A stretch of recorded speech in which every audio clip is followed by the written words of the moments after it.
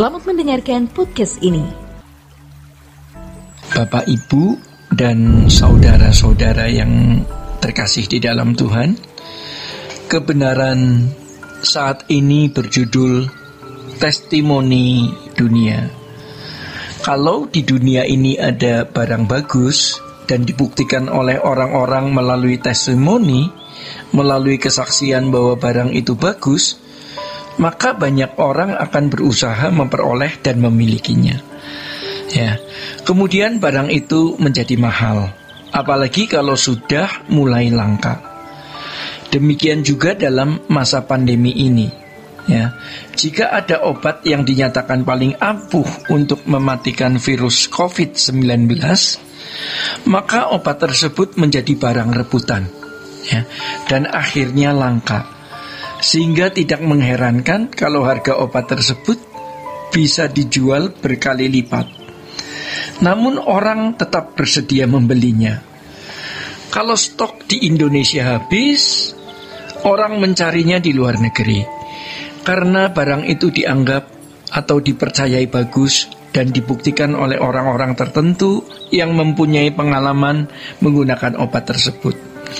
Jika obat atau barang tertentu, apakah itu kendaraan, jam tangan, tas, perkakas yang lain, dikenal sebagai baik, bagus, ada testimoni, maka barang tersebut akan dicari orang dan diusahakan untuk dimiliki dengan harga berapapun. Saudara-saudara, bagaimana dengan Tuhan? Ironis, di akhir zaman ini orang semakin tidak mencari Tuhan. Hal ini tidak mengherankan, sebab Alkitab sendiri telah memberi kesaksian bahwa pada hari akhir Tuhan makin tidak dicari dan surga makin tidak dirindukan. Ibarat barang, Tuhan dan kerajaannya telah menjadi murah, tidak dicari, tidak dibutuhkan, tidak ada kesaksian atau testimoni yang jelas bahwa barang itu bagus. Ironis sekali, ya. Inilah yang membuat banyak orang menjadi murtad. Banyak orang tidak mencari Tuhan dengan sungguh-sungguh. Banyak orang meninggalkan Tuhan, seperti yang dikatakan di dalam Matius 24 pasal 13 ayat 14 dan dalam 2 Timotius pasal 3 ayat 1-5. Dan banyak lagi ayat firman Tuhan yang menunjukkan bahwa dunia sebelum berakhir akan menjadi semakin jahat. Itulah yang disebut semangat nihilistik atau nihil. Tidak perlu ada, ya. Negara barat yang dahulu mengirimkan utusan-utusan Injil ke Asia, ke timur, ya, termasuk ke Indonesia, sekarang menjadi masyarakat yang nihilistik. Saudara-saudara, memang mereka berusaha menghargai nilai-nilai kemanusiaan, menjadi orang-orang humanis, orang-orang yang menghargai hak manusia atau human rights. Tetapi Allah tereliminasi dan terbuang karena sudah dianggap bukan barang bagus, bukan sesuatu yang berguna, ya. Inilah pengaruh jahat yang mempengaruhi banyak orang, dan juga sedikit banyak orang mempengaruhi orang percaya.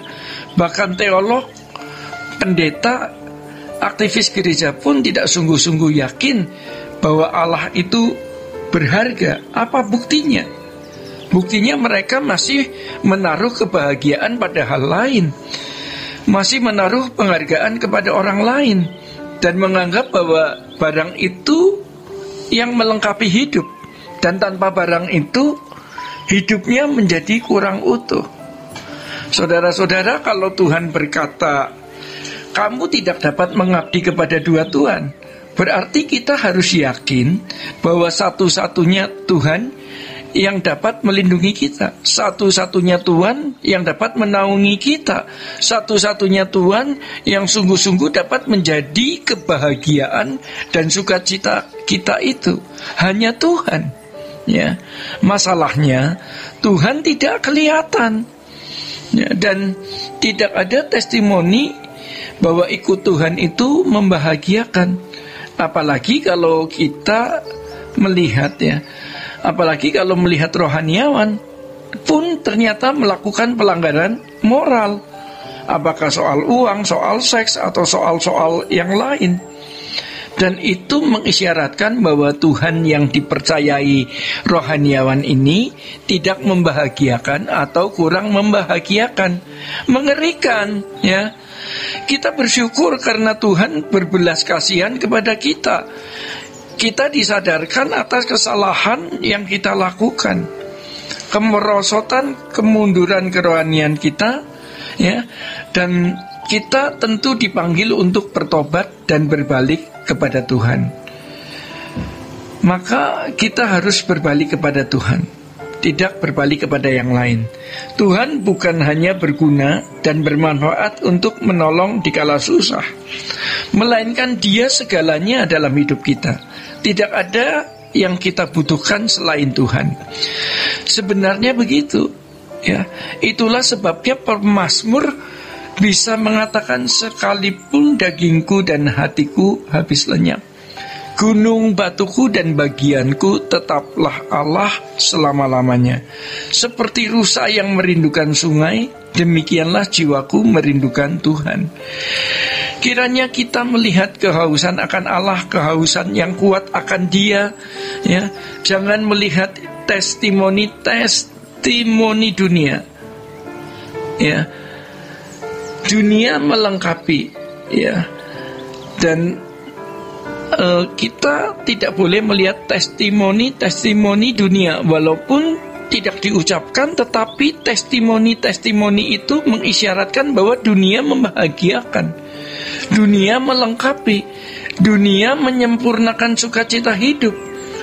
Dan itu menyesatkan. Itulah cara iblis membinasakan manusia. Kita percaya bahwa hanya ada satu Allah yang benar, satu Allah yang hidup, Elohim, Yahweh, Allah Abraham, Allah Ishak, dan Allah Yakub, Allah Israel, Allah dan Bapa Tuhan kita Yesus Kristus, yang bisa melindungi kita bukan hanya di bumi, melainkan selama-lamanya di surga. Jangan khawatir keadaan kita yang malang di bumi. Asalkan Tuhan berkenan, semua yang kita alami Tuhan jadikan untuk menyempurnakan kita. Dan pada akhirnya kita akan melihat kehidupan di langit baru, bumi baru. Setiap kita harus mengambil keputusan percaya kepada Allah Bapa dan mengikut jalan Tuhan.